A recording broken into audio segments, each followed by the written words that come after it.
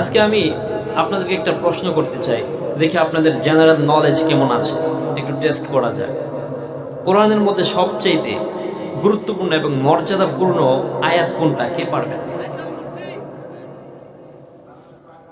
মাশাআল্লাহ। আপনার নাম কি? আসেন, আপনি এদিকে আসেন। আসেন আপনি। ভাই একটু দেখছেন, কোরআনের জ্ঞান থাকার কারণে প্রশ্নের উত্তর দিতে পারছে। আলহামদুলিল্লাহ পড়েন। ভাইকে আমি সামান্য একটু ভালোবাসা দেব, কিছু না। তো এই কোরআনের সামান্য এই নলেজটুকু আমাদের দরকার আছে না নাই?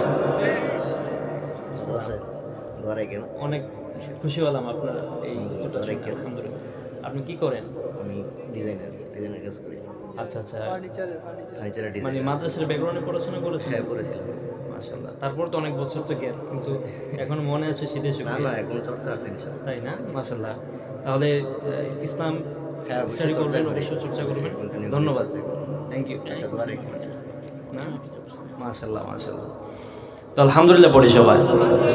বাইকের জন্য আল্লাহ তাআলা কবুল করে পড়ি, আমিন। তো ছোটখাটো প্রশ্নগুলো আমাদের জানা থাকার দরকার।